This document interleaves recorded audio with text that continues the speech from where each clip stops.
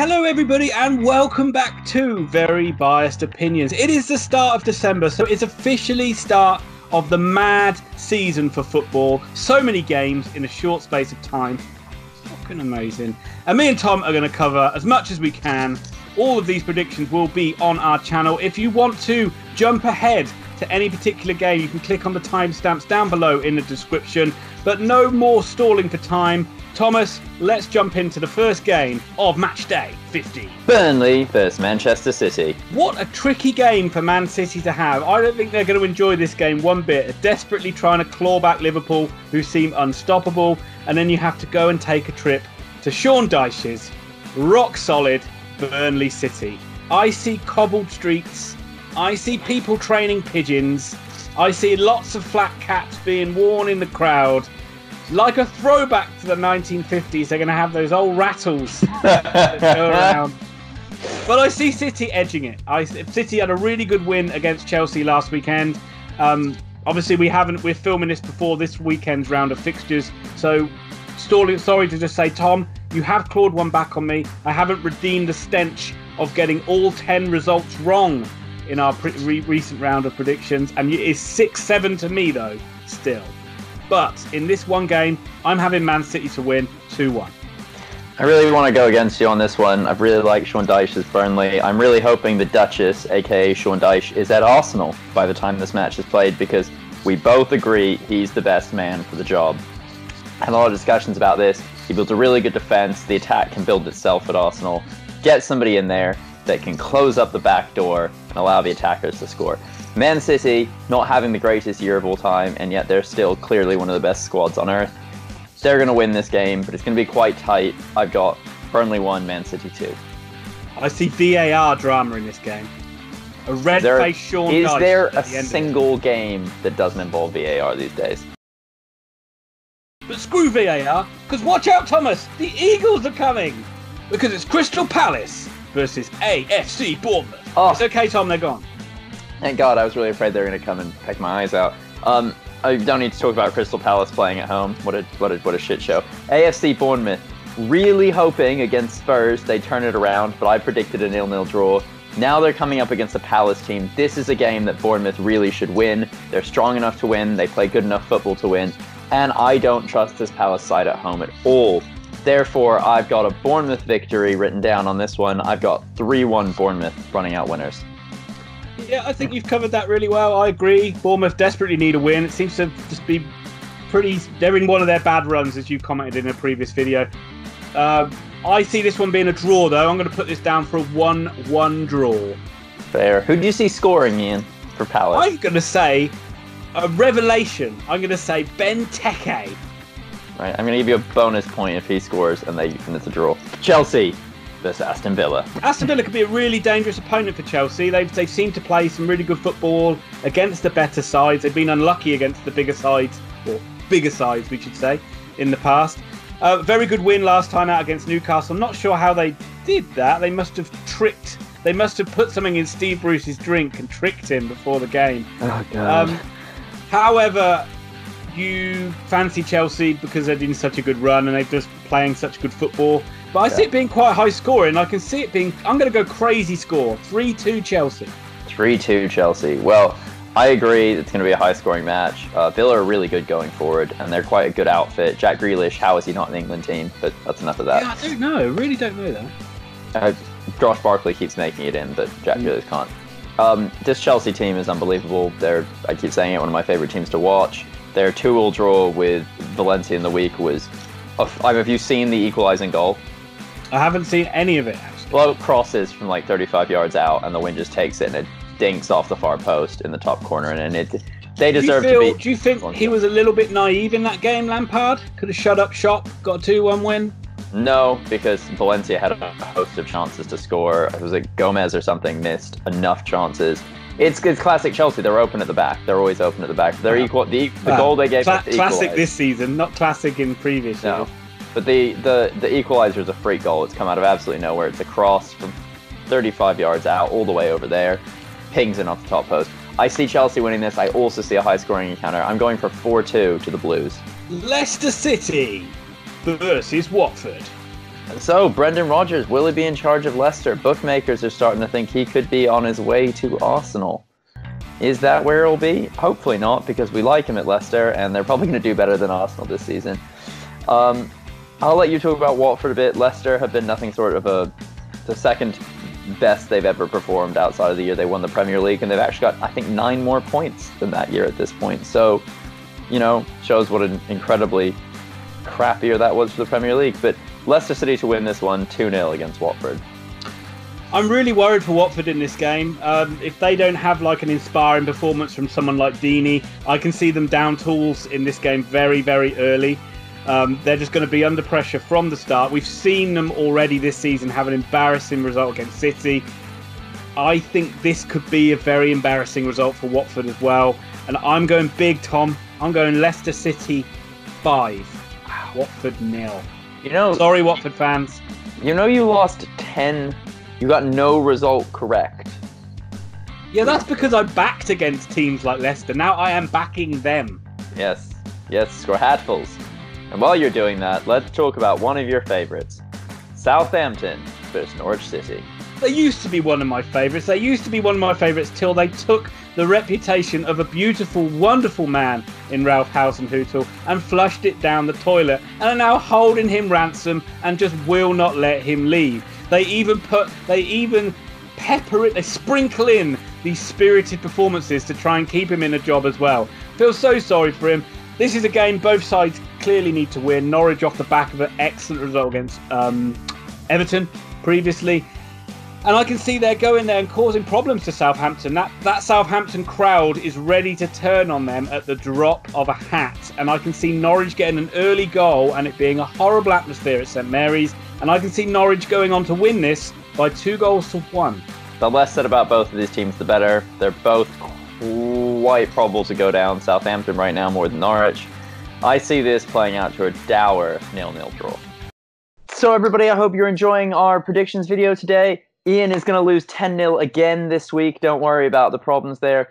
But if you're enjoying this, please have a look below. We are in association with Grandstand Bettors. They are an excellent tipster website, and they know more than Ian and probably more than me as well. Technically, Ian is winning the predictions overall. I don't know how this is happening.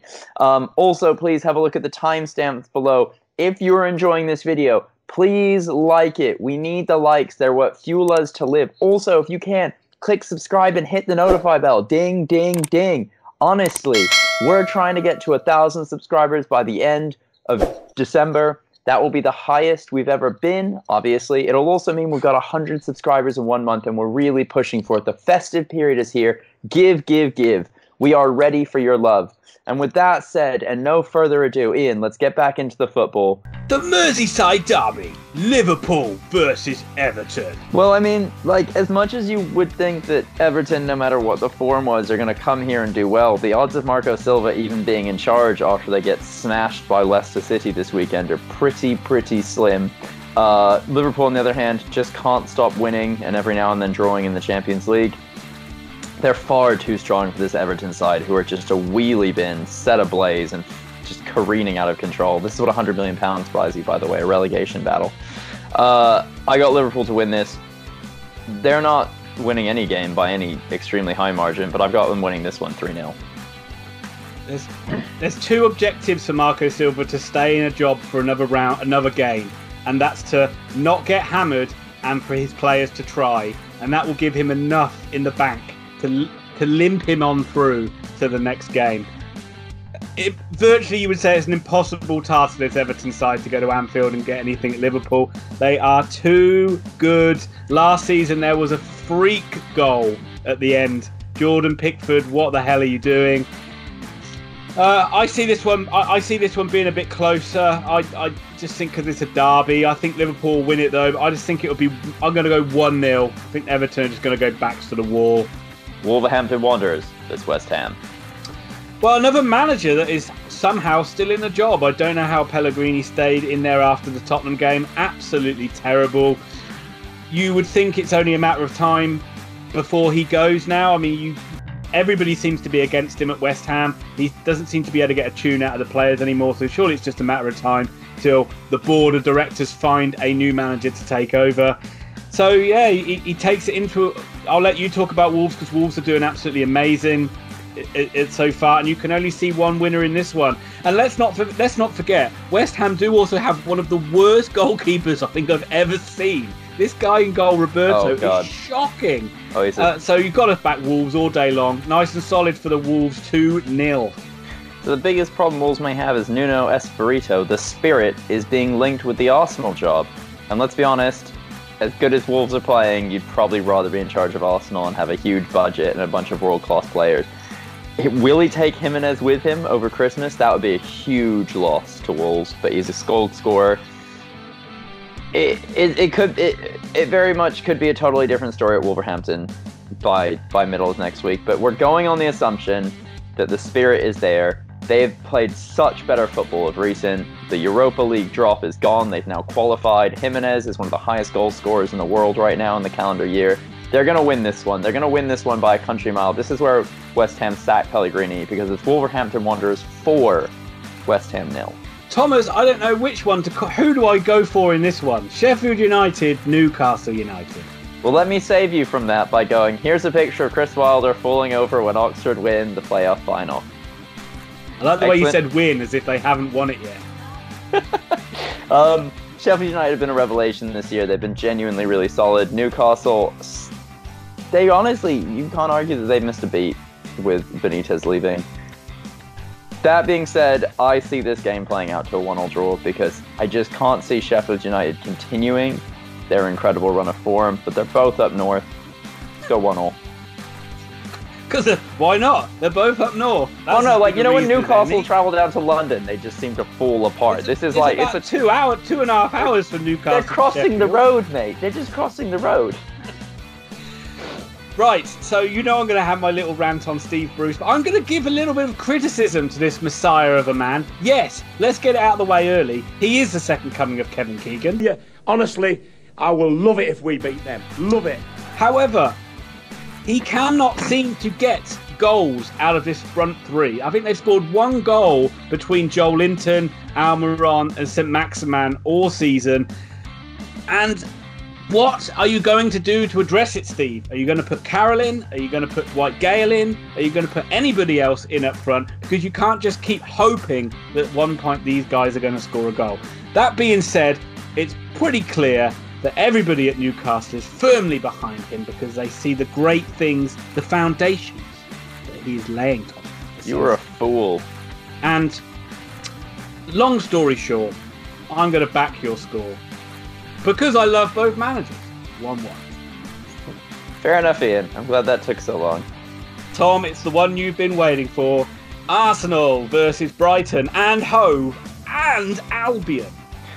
Well. Unai Emery has fallen. The king is gone and no one's replaced him yet. And as I click on the BBC Sport webpage, what do I find but Vieira, the right man for Arsenal, says David Seaman, as everybody and their mother is being linked with this job. I mean, good lord. Next thing you know, Gareth Southgate will become one of the favourites for it. Currently, Allegri, Nuno Espirito Santo, Freddie Ljungberg, Mikel Arteta, Pochettino apparently, which I will eat my hat if that is the case. Eddie Howe, Rafa Benitez, Carlo Ancelotti, Eric Ten Hag, and Brendan Rodgers, and Patrick Vieira have all been linked with this job. It is a free-for-all out there. But I'm going to be honest, stay away. All of you stay away. It is a poisoned chalice. This is a club that is just going downhill. You think Spurs are doing bad putting Mourinho in charge? It's going to get worse for Arsenal before it gets better. They need the Duchess, and they need the Duchess now. Put him in charge, because you need to put out this fire, close the lid of the dumpster, take it down, put it in the landfill, and rebuild on the spot of your heinous, disgusting, terrible ground, you useless people. That being said, it does not change. Brighton and Hove Albion to win this match. 2, Arsenal 1. I feel very sorry for Brighton. 1, because we're not going to talk about them much in this segment. And 2, if they'd have gone to Arsenal a week ago, they would have almost certainly gone and got a win with the football they're playing this season. Now you know it's going to be pretty much like the players are going to have a new lease of life all of a sudden, and they're going to play really well in this game under Lundberg, and everybody's going to think that, oh, we should give Freddie the job. I think Arsenal are going to win this game. I'm just going to say I think Arsenal will win 3-1. Emery did a terrible job this season. I don't know what went wrong, but he was absolutely awful, and everything has been so bad at Arsenal for a number of weeks now. It's amazing that they've managed to draw as many games and not lose as many games. If they keep Lundberg in charge till the end of the season, they've pretty much given up on the season. So I could see them getting in like a mercenary, like an Ancelotti, like a Benitez to come in until the end of the season to do a job. Don't get Vieira. He's done a terrible job with Nice. They're like near the bottom of the French league. What hell's Henry proved? He's like managing in Montreal. Don't just get these guys because it's a nostalgia trip. Think about who you want. You could get the Ajax manager. He's done it, that would be a good shout. But will he be given time to do stuff with them? Probably not. There is one man who you need to give the job to, Sean Dyche. As Thomas, as you said to me earlier on, Wenger's success early in his Arsenal career was built off the back four that George Graham put in place. And Sean Dyche needs to come in and completely start again from scratch and rebuild that club, make them a solid foundation. Give him a bloody chance. Don't be arrogant, because I've not heard anybody talk about Dyche on any radio show, on any bookmaker. Just don't be arrogant and just look and think you're this massive club that is too good to pick a Burnley manager, because you're not. Pick Sean Dyche, and I'm sorry, rant over. And let's not talk about any manager sackings, because we're coming up to a game now where we've got two solid managers that are going to be there for years, because it's time for the main event.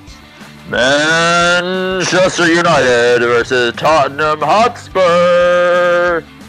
So obviously, this is all going to be about Jose. He's going to make this whole story all about him, as he always does, as he's the new humble version of Jose Mourinho. Thomas, talk about your boys. This Jose Mourinho humble thing is driving me up the wall. It's like the media love him again. He's everybody's favorite. It's like nothing bad happened at Chelsea or at Man United. This is this rejuvenated great man. Get over it. He's a world-class manager taking charge of a team that should be the second or third best team in the league, right? That's it. That's what it is. There's your storyline. That's all you need. Man United played a team with an average age of 22 in Astana this week and almost got a result. You could say it's embarrassing. The truth of the matter is this is exactly what Fergie used to do in Champions League games when Darren Fletcher had his debut, when all these young players got to play. This is what they did. If you're through in Europe, throw the boys in. Let's see how they do. And this season, a lot of those boys are actually sticking. Brandon Williams is a key member of the team now all of a sudden and seems to be a starter. It was good to see Lingard get a goal finally. It's only his second one, I think, of the calendar year or something. He's been on a dreadful run of form. This Spurs side, though, they scare me coming up against Man United. I'm going to be totally honest. United, I still think, just need to sack Ollie and bring in Poch, but I think we might have to wait for the summer to that happen. And by then, Poch may be gone. I do like the idea of blooding through these young players and just going, it's a tough time. I worry about Ollie's man management and the amount of leads we lose and it being blamed on the players and not on his ability to coach a team. Tighten up at the back every now and then. Tighten up. Toy like a toy guy. So I'm frustrated. I'm worried. But at the same time, this feels like the sort of game Man United could win, and this could be Jose's first loss. I'm going Man United 2, Spurs 0.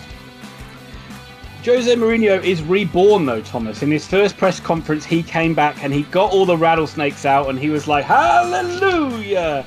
And they all came up and they all held the rattlesnakes, and the rattlesnakes did not bite the reporters because, or sting, or whatever they do, because of Mourinho.